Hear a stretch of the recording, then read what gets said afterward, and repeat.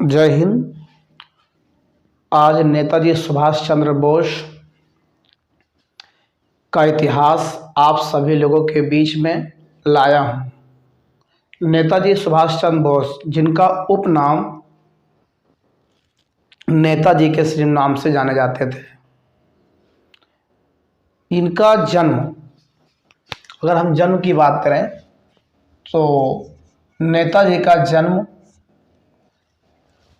23 जनवरी 1897, इनका जन्म 1897, 23 जनवरी 1897 में इनका जन्म जो है, ये 23 जनवरी 1897 में इनका जन्म कटक, उड़ीसा शहर में इस समय पड़ता है, जो ब्रिटिश काल में पश्चिम बंगाल कलकत्ता हुआ करता था। तो कहा जाता है कि कलकत्ता के ये बहुत रईस ख़ानदान से बिलोंग करते थे। इनका बहुत खाता पीता परिवार था और बहुत जो है अच्छे जाना माना परिवार था इनका। कलकत्ता का वो ख़ानदान जो बहुत पढ़ा लिखा और जाना माना था, उसी ख़ानदान में बिलोंग करते थे। तो इनका जन्म 23 जनवरी 1897 में कटक उड़ीसा शहर में हुआ था। इनके पिता का नाम जानकीनाथ बोस था। इनके पिता का नाम अगर बात करें तो जानकीनाथ बोस था, जानकीनाथ बोस था। तो इनके पिता का नाम जानकीनाथ बोस था और माता जी का नाम जो है इनके प्रभावती देवी था। अगर माता का नाम बात करें हम, तो माता का नाम जो था प्रभावती देवी था। इनके माता जी का नाम प्रभावती देवी था और ये बहुत कम ही उम्र में स्वामी विवेकानंद जी को बहुत ही, उनकी किताबों को बहुत ज़्यादा पढ़ लिया और अरविंदो घोष, जो साउथ में एक आश्रम की स्थापना भी किया था अरविंदो घोष ने। अरविंदो घोष और स्वामी विवेकानंद जी का इन पर बहुत अच्छा प्रभाव पड़ा। इन्होंने बहुत कम उम्र में, मात्र 15 साल की उम्र में इन्होंने बहुत ज़्यादा किताबें स्वामी विवेकानंद और अरविंदो घोष की पढ़ लिया। और फिर क्या हुआ, 15 साल की उम्र में विवेका जी पर, साहित्य पर बहुत अच्छा प्रभाव पड़ा इन लोगों के बारे में पढ़कर। और उसके बाद इन्होंने 15 साल की उम्र में, 15 ईयर में इन्होंने इतना अच्छा प्रभाव पड़ा कि बीए जो है इन्होंने कलकत्ता यूनिवर्सिटी से किया। और जब कलकत्ता यूनिवर्सिटी से इन्होंने बीए किया तो कलकत्ता यूनिवर्सिटी में सेकेंड टॉपर्स थे। सुभाष चंद्र बोस सेकेंड टॉपर्स जो है ये कलकत्ता यूनिवर्सिटी के थे, डॉक्टर जो सुभाष चंद्र बोस थे। उसके बाद जब बच्चा ज़्यादा पढ़ने में अच्छा होता तो पिता का ख्वाहिश होता है, पिता की चाह होता है कि बच्चा हमारा एक अच्छा से अच्छा सफलता प्राप्त करे। उसके लिए इनके पिता का ख्वाहिश था कि, पिता का यही ख्वाहिश था कि लड़का हमारा जो है आईसीएस की परीक्षा पास करे। उस समय जब अंग्रेज़ हमारे यहाँ रहते थे, अंग्रेज़ का जब हुकूमत था, अंग्रेज़ का जब शासन था, तब उस समय जो है आईएएस इस समय, तो वो आईसीएस होता था। आईसीएस मतलब इंडियन सिविल सर्विसेज। तो आईएएस इस समय हमारा सिविल सर्विसेज है, आईएएस होता, तो उस समय आईसीएस था, इंडियन सिविल सर्विसेज। तो इनके पिता का सपना था कि लड़का हमारा जो है आईएएस परीक्षा बीट करे। तो पिता का सपना पूरा करने के लिए इन्होंने 1919 में ये लंदन चले गए पढ़ने के लिए। और लंदन जाकर इन्होंने मात्र एक ही साल में, 1 साल की कड़ी मेहनत के साथ इन्होंने जब और वहाँ पर लिस्ट निकली तो ये देखा गया कि इन्होंने वहाँ पर चौथी रैंक हासिल किया। जब वहाँ लिस्ट देखा गया तो लंदन में जब लिस्ट लगी तो चौथी रैंक हासिल किया। जब चौथी रैंक इन्होंने हासिल किया तो जो है अंग्रेज़ों के भी कान खड़े हो गए कि ऐसा कौन सा शख्स है जो हमारी परीक्षा इतना टफ पेपर बनाते थे, इंग्लिश मीडियम में पेपर सेट करते थे और अपने बच्चों को सिर्फ वो अच्छे ढंग से पढ़ाकर शुरू से लगा देते थे, अच्छे ढंग से पढ़ाकर और बहुत ज़्यादा जो है अपने बच्चों को मेहनत कराते थे उसमें। और जब हमारे नेताजी सुभाष चंद्र बोस जी ने जब वो चौथा जो है रैंक हासिल किया तो अंग्रेज़ों के कान खड़े हो गए। फिर उसके बाद क्या किया इन्होंने, इनका तो मेन था देश की आज़ादी के लिए लड़ना, तो ये अंग्रेज़ों के तलवे चाटने का काम कैसे करते हैं। इन्होंने अपने माता जी को एक चिट्ठी लिखा वहीं से और कहा कि हमारा दिल नहीं करता है कि हम अंग्रेज़ों के तलवे चाटने का काम करें, अर्थात उनकी नौकरी चाकरी करें। तो माता जी ने जवाब दिया कि आपको जो बेहतर लगता है आप वो करिए। और बस सिर्फ पिताजी का सपना था, सुभाष चंद्र बोस ने कहा हम पिताजी का सपना पूरा कर दिए और हमारा जो है काम अंग्रेज़ों का तलवे चाटने का काम नहीं कर पाएंगे हम, इसलिए जो है उन्होंने त्यागपत्र दे दिया और आईसीएस की परीक्षा तो पास करके लेकिन लात मारने का काम किया, उन्होंने नौकरी नहीं किया। फिर आगे क्या हुआ, फिर 1919 में ये जो है जब वहाँ से आए पास करके 1919 में, तो यहाँ भारत में जब आ गए तो अखिल भारतीय युवा कांग्रेस के ये अध्यक्ष बन गए। क्या बने? अखिल भारतीय युवा कांग्रेस, युवा कांग्रेस के क्या बन गए? कांग्रेस के अध्यक्ष बन गए, अध्यक्ष बन गए। अखिल भारतीय युवा कांग्रेस के क्या बन गए? अध्यक्ष बन गए। और जब सुभाष बाबू अखिल भारतीय युवा कांग्रेस के अध्यक्ष बने तो बंगाल कांग्रेस कमेटी के ये कुछ दिन तक सचिव भी रहे। उसके बाद ये बंगाल कांग्रेस कमेटी के कुछ दिन तक क्या रहे? सचिव रहे। बंगाल कांग्रेस कमेटी के सचिव के पद पर भी इन्होंने काम किया। और जब ये दो पद इनको मिला इन्हें बहुत अच्छा निभाया, लेकिन ये बंगाल कांग्रेस कमेटी के सचिव होते होते क्या हुआ, गांधी जी का अब 1920 लग गया। गांधी जी का 1920 असहयोग आंदोलन चल रहा था और ये बहुत गांधी जी से प्रभावित हुए। और फिर गांधी जी ने क्या किया कि असहयोग आंदोलन जो है, सुना होगा गोरखपुर जो हमारे उत्तर प्रदेश में है, और गोरखपुर में एक जो है चौरी चौरा पड़ता है, तो चौरी चौरा में जो है क्या हुआ कि 22 फरवरी 1922 को क्या हुआ, 22 लोगों को हमारे भारतीयों ने एक्शन लिया और 22 लोगों को जला दिया।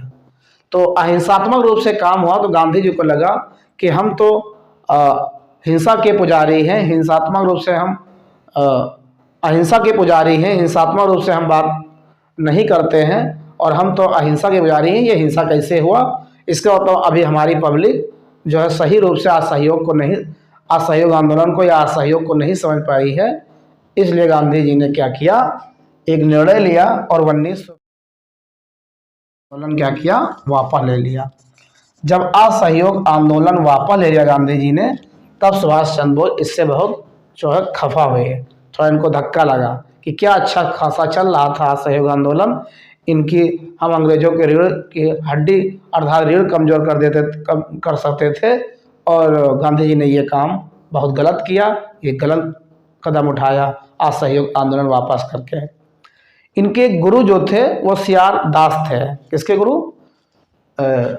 हमारे जो है नेताजी सुभाष चंद्र बोस के गुरु जो थे वो थे सीआर दास, चित्तरंजन दास जो है चित्तरंजन दास जो क्या थे, इनके गुरु थे। सीआर दास जो है कलकत्ता नगर पालिका के मेयर थे। सीआर दास क्या थे? कलकत्ता नगर के मेयर थे। तो सीआर दास जब कलकत्ता नगर के मेयर थे, सुभाष बाबू उस समय क्या थे कि हेल्पिंग हैंड का काम करते थे सीआर दास का। हेल्पिंग हैंड का काम सीआर दास का सुभाष बाबू करते थे, सहयोगी थे अपने गुरु के। और फिर अब क्या हुआ, 1925 की बात करें, अब 1920 ऐसे चलता रहा। फिर 1925 की बात करें तो 1925 में क्या हुआ कि जो है नेताजी को क्या हुआ कि पकड़कर अंग्रेज क्या किया, इनको जो है मांडले जेल में बंद कर दिया। 1925 की बात है। अब जब सुभाष बाबू मांडले जेल में बंद हुए, मांडले जेल ऐसा जेल था जिसमें आबोहवा बहुत खराब थी। हमारे जो है क्रांतिकारियों को अंग्रेज वहाँ डाल देते थे तो तमाम बीमारियाँ हो जाती थी, खाना पीना सही नहीं था।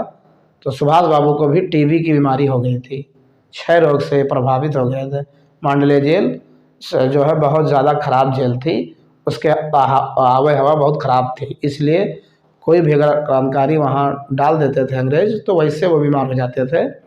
इसीलिए उनको जो है नेताजी को मांडले जेल में बंद कर दिया गया। CR दास जी की भी इस समय 1925 में जब वो जेल में ही थे और एक धक्का लगा और CR दास जी जो है CR दास जी की क्या हो गई, डेथ हो गई। ये बात जो है सुभाष बाबू को बहुत धक्का लगा सुनकर 1925 में कि इनकी क्या हो गई है, डेथ हो गई। अब CR दास जी जब खत्म हो गए 1925 में तो CR दास के उत्तराधिकारी कौन बनेंगे, तो इन्हीं के शिष्य बनेंगे। तो CR दास के उत्तराधिकारी बने नेताजी सुभाष चंद्र बोस। तो नेताजी सुभाष चंद्र बोस चित्तरंजन दास के बाद ख़त्म होने के बाद जो है ये उत्तराधिकारी हमारे नेताजी बन जाते हैं। फिर जब नेताजी जो है उत्तराधिकारी बन जाते हैं तो क्या हुआ कि 1927 में, अब 2 साल के बाद 1927 में नेताजी को पकड़कर जो है अंग्रेज जो है फिर बंद कर देते हैं जेल में। जब पुनः अंग्रेज 1927 में बंद कर देते हैं जेल में, तो अब क्या हुआ कि 1927 में जेल में तो बंद रहते हैं, लेकिन 1927 में घटना घटती है, इन्होंने आमरण अनशन कर लिया। और जब आमरण अनशन किया तो लगा अंग्रेजों को कि अगर ऐसा रहेगा तो नेताजी हमारे बाहर रहते कुछ नहीं कर पाएंगे, अर्थात जिंदा हमारा ये सुभाष बाबू कुछ नहीं कर सकते। अंग्रेजों ने कहा कि सुभाष चंद्र बोस जिंदा हमारा कुछ नहीं कर सकते हैं, मरने के बाद ये बहुत कुछ कर सकते हैं हमारे, क्योंकि लोग इनसे इतना ज़्यादा लगाव रखते थे, मोहब्बत रखते थे कि अगर नेताजी अगर ख़त्म हो गए जेल में तो बहुत बड़ी क्रांति खड़ी हो जाएगी। इस डर से 1927 में इनको रिहा कर दिया गया। किसको? नेताजी सुभाष चंद्र बोस को। तो जब रिहा कर दिया गया तो कांग्रेस के ये सचिव बने। जब बाहर निकले तो कांग्रेस के क्या बन गए? सचिव बन गए 27 के बाद। फिर राष्ट्रीय कार्यकारिणी में पहुंच गए। तो 23 से 27 तक ये 1923 से 27 तक ये कार्यकारिणी कांग्रेस के कार्यकारिणी में भी रहे। कब? राष्ट्रीय कार्यकारिणी में पहुंच गए 1923 से 27 तक ये कार्यकारिणी में रहे। फिर 1928 में जब कलकत्ता का अधिवेशन हुआ, 1928 में जब कलकत्ता का अधिवेशन हुआ तो उस अधिवेशन में आयोजक के रूप में नेताजी ने काम किया। इनको आयोजक बनाया गया और अध्यक्ष ML नेहरू को बनाया गया। तो ML नेहरू अध्यक्ष बने, अर्थात पंडित नेहरू मोतीलाल नेहरू जो है अध्यक्ष बने, लेकिन कलकत्ता का जो बीड़ा आयोजक उठाना पड़ा वो सुभाष बाबू को दिया गया। सुभाष बाबू ने काम किया वहाँ पर, जैसे NCC होती है, नेशनल क्रेडिट कोर, ऐसे जो है इन्होंने एक कोर बना दिया सुभाष बाबू ने। एक 80 से 100 बच्चों को टोपी और वर्दी और पहनाकर, लाठी पकड़ाकर 80 से 100 बच्चों को कंप्लीट कर दिया। नेताजी ने स्वयं जो है अपना भी रूप उसी प्रकार बना लिया। और जब बड़े बड़े नेता आने लगे कलकत्ता अधिवेशन में तो वो बच्चे सब जय हिंद लगाते हुए नारा और स्वागत करते थे। वहाँ पर जो कांग्रेस में स्वयं सेवक कोर सैन्य तरीके से जो देखा महात्मा गांधी जी ने, तो इनको जरा बहुत बुरा लगा। और गांधी को जो बुरा लगा तो गांधी ने ये भी तो कह दिया सुभाष बाबू से, क्या बंदरों की ये फौज खड़ी करनी है तुमको, इससे क्या मिला आपको। लेकिन सुभाष बाबू से कोई ज़्यादा परेशान नहीं हुए, क्योंकि नेताजी और जो है गांधी जी के बीच कम से कम 30 साल का अंतर था एज में।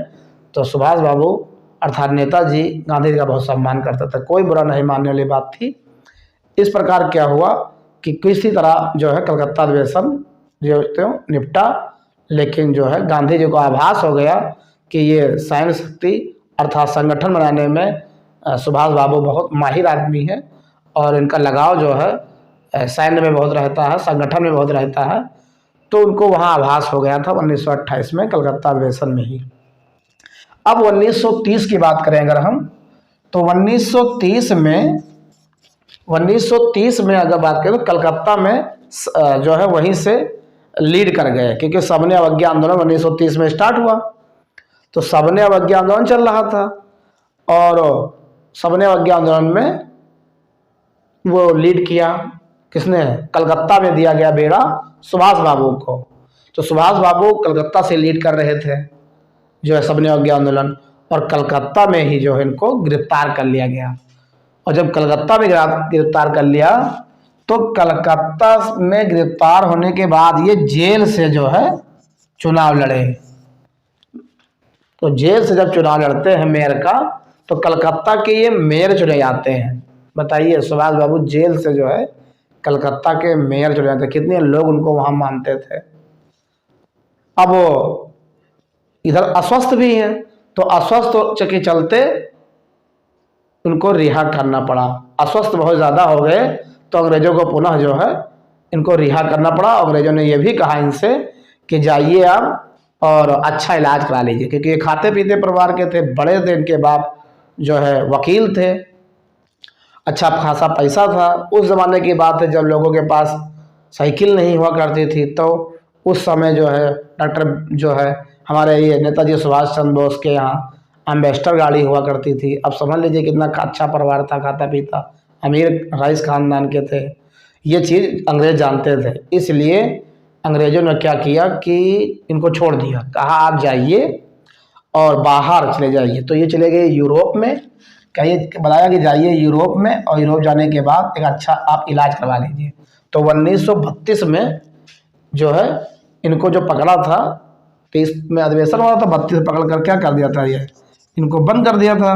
और 32 के बाद क्या हुआ कि इनको रिहा कर दिया और कहा आप जाइए बाहर। तो चले गए यूरोप और उसके बाद इलाज अच्छे ढंग से कराइए।